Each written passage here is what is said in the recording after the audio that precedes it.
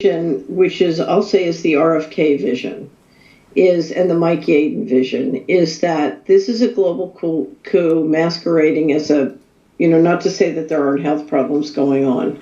There's a great poisoning going on. There's a great poisoning that's been going on in my experience at the mid-90s. And RFK writes about it. His new book, if you haven't read it, it's a must-read. It's absolutely brilliant. If you come to Solari, we did a book review of it, and I can't recommend it strongly enough. It's absolutely brilliant. But what RFK and Yaden say is this is a global coup. They're using, an engineered medical crisis to engineer a global coup, and we have to stop the vaccine passports. We have to stop the coup, and we have to deal with the problems with the governance system, and we need to preserve human freedom and liberty. Naomi Wolf is saying the same thing. So she's in, I would describe her as loosely in the RFK Yaden camp. It's a correct framework.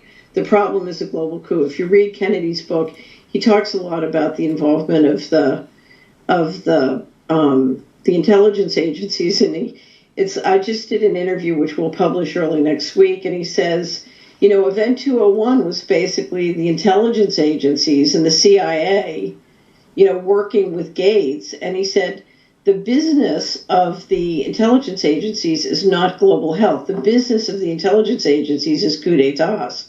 The CIA has engineered over 70 coup d'etats since it's been in existence. That's what they do. So, if you look at the tactics used to engineer coup d'etats all over the world, now we're applying it to the G7 nations. This is a change in control. So that's one framework. We also have a group of people saying, oh, the problem is pharmaceutical corruption and regulatory capture. Experts made a mistake. We need to fire the puppets, and then we can reform things. And that is a false frame.